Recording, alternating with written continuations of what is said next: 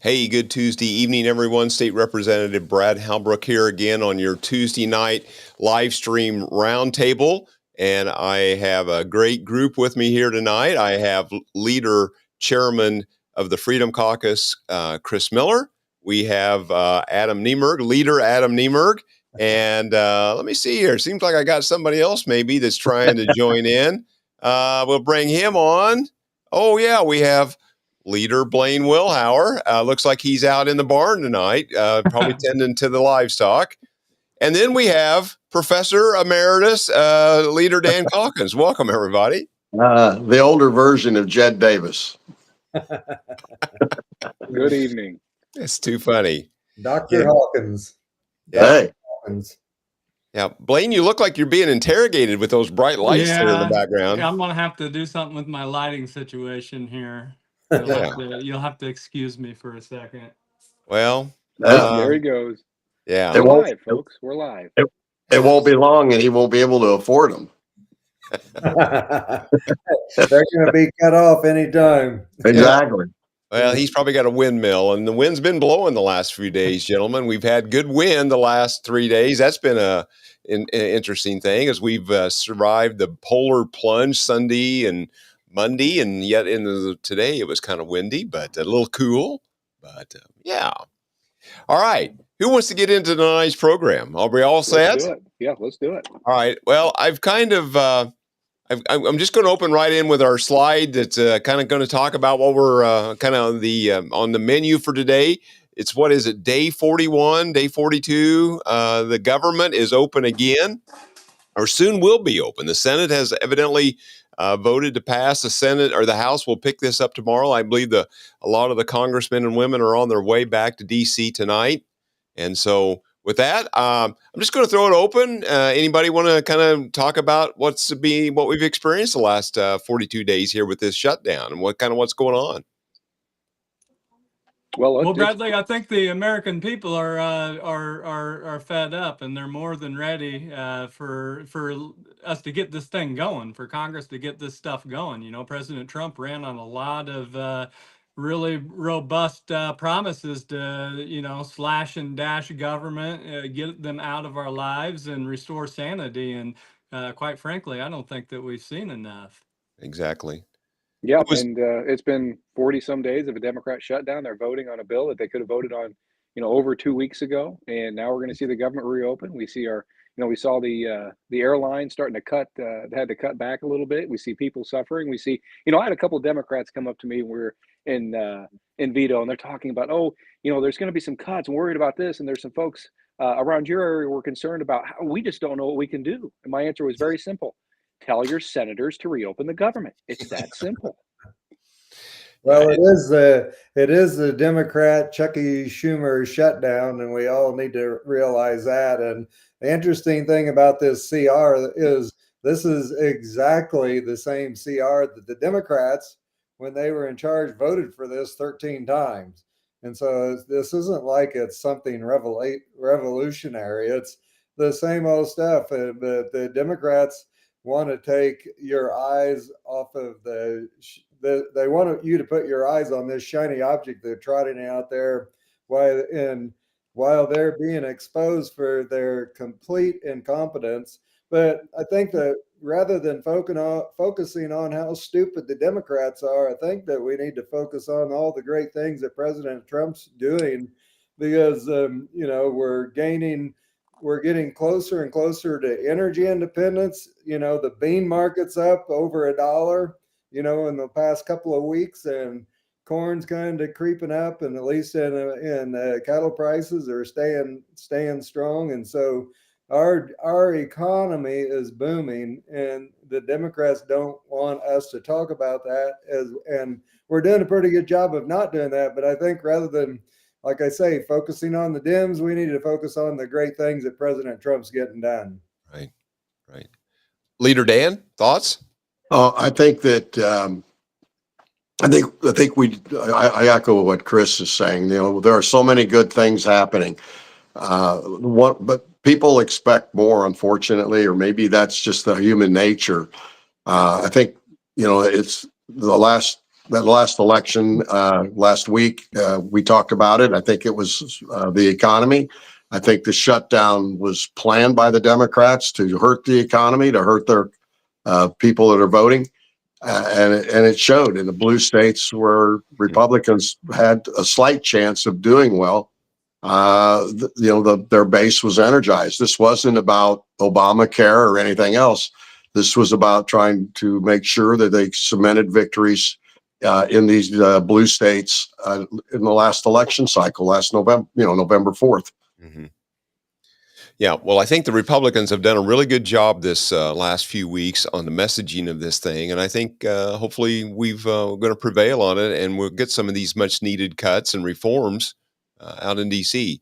And Chris, you talked about the rebound in the grain markets, and you guys remember last spring how the Democrats in the Illinois General Assembly were trying to out-farmer the farmers on our side of the aisle with all of their pleas and things and all the resolutions they were trying to do against all the stuff that Trump was trying to get done with the tariffs and like. Blaine, you may even spoke about that once there last spring. Yeah, nothing like being lectured by a bunch of northern Yankees on how life is down on the farm, right? Yeah. Right. No, there's a lot of imbalances in agriculture and everything else that's been a problem for a long time, and I'm glad that we're finally addressing some of this stuff, and this stuff's not going to happen overnight either. Right. I was watching Trump on the Ingram Angle this evening. Laura was interviewing him, and I know that he admit, how the Democrats have been whining and crying about how the tariffs won't work, but so far they've generated $17 trillion coming into the coffers, and that's not chump change, by the way. No, and that's supposed to be 2,000 per person, I think Trump had said. Yeah. Gentlemen, anything else here on this slide before we move off of this subject onto the next subject that you want to touch on? Yeah, I think it's very telling. You have illegal immigrant health care up there. The Democrats want to prop up illegal immigrant health care over the citizens of this country. It seems like they like to do that in this state as well. Right. And the Obama subsidies, it's amazing. The Obamacare subsidies, right when Trump talks about let's give the money back to the people so they can get health care, all of a sudden the government's going to be reopened, and the Democrats are saying, well, we'll take a vote later on Obamacare, but we know that's a losing argument. Right when Trump said we're going to give it all to the people. Right. Well, you have to remember that Obamacare was passed without a single Republican vote. And then all these subsidies were put in during COVID, and that's been over for 2 years.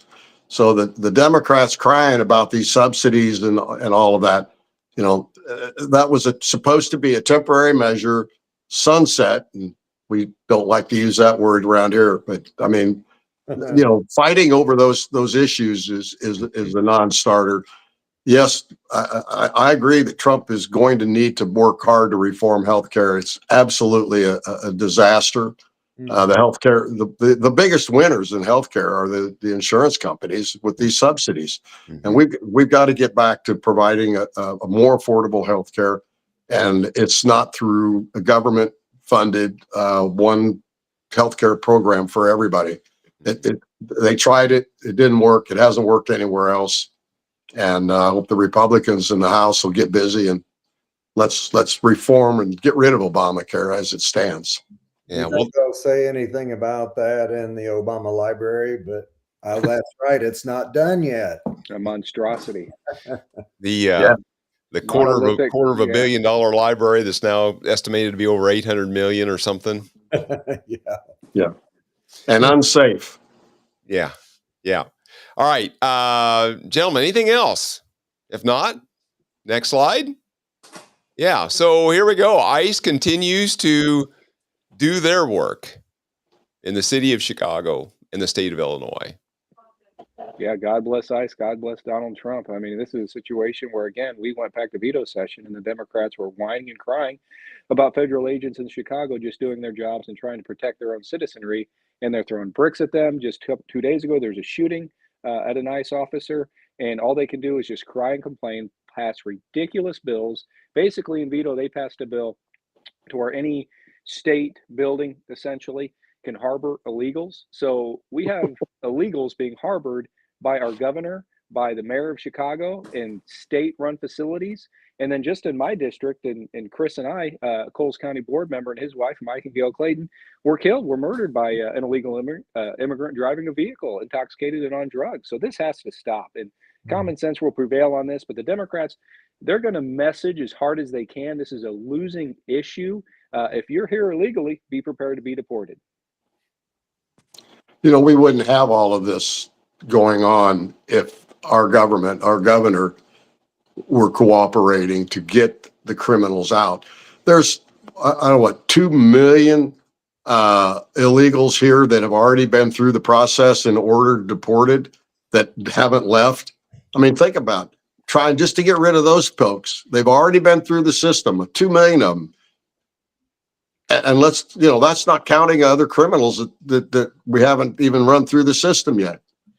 If we cooperated with Governor Pritzker and Mayor Johnson and the Democrats in Illinois cooperated with the federal government to get rid of the people that aren't supposed to be here, you wouldn't have this chaos.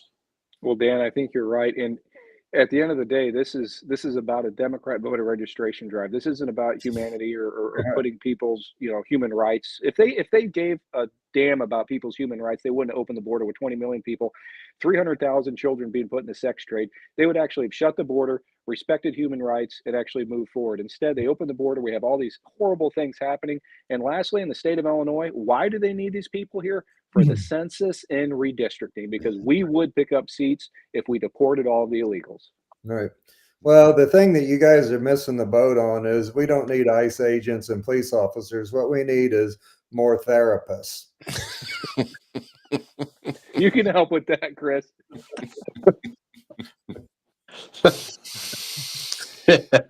Chris, that's probably too much truth for tonight, but that's we are the home of truth, logic, and common sense. So, yeah, this is the conservative campfire and the home of truth, logic, and common sense. So, yeah. You guys didn't have a response to that for some. Because that's actually what the Democrats think, and it's very, very scary. Yeah, it's unbelievable. Right. Well, and I think Senator Chesney talked about that bill they did, that's 1,000-foot setback for ICE. You know, they care more. Illinois Democrats care more about sex offenders than they do the American citizens. They'll let them be within 500 feet of some of these facilities and the like, but yet ICE has to be 1,000 feet away.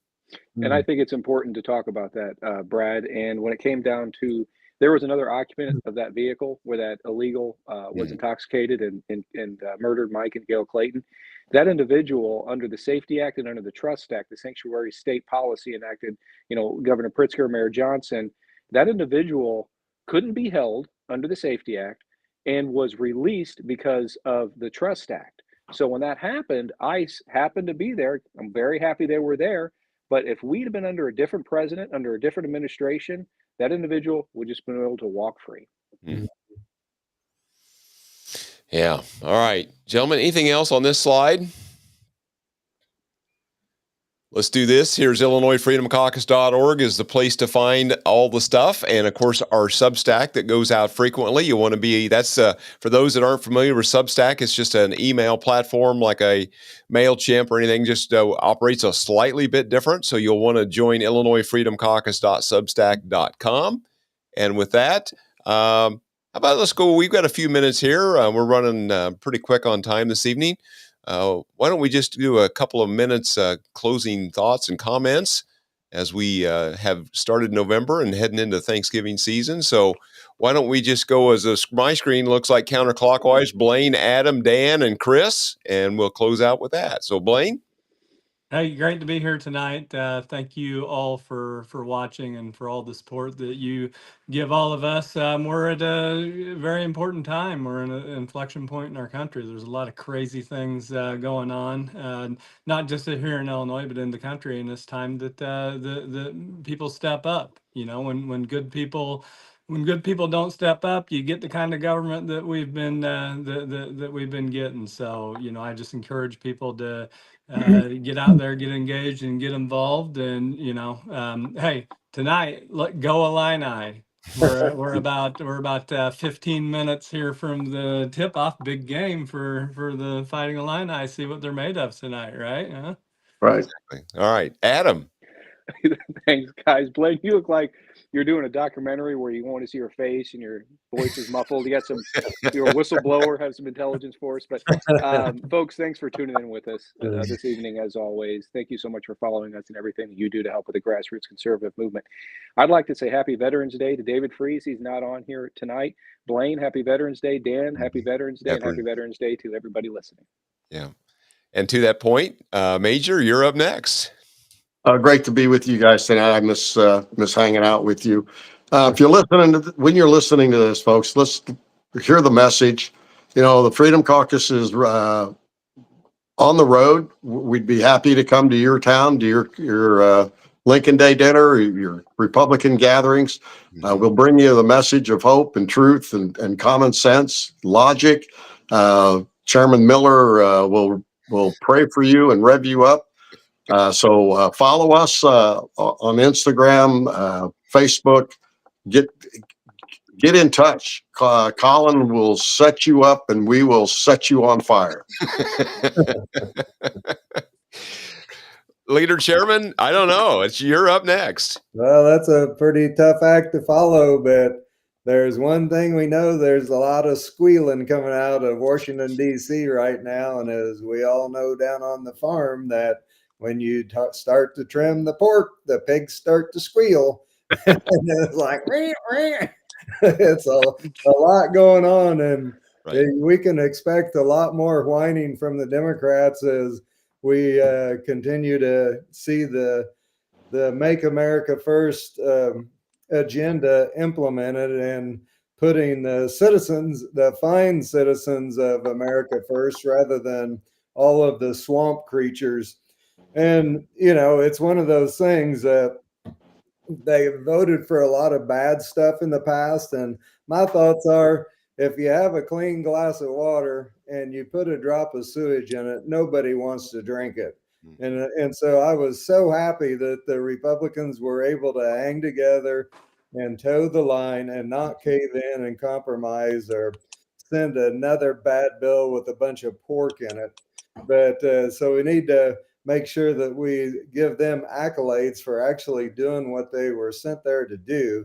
And you know, and I think it's important that we continue to pray for them, pray for Donald Trump, and because the things that are the great things that are happening in America are the result of seeing good public policy implemented by the Congress, which they are sent there to do. And so tip of the hat to the Republicans. And so stay strong and keep on keeping on.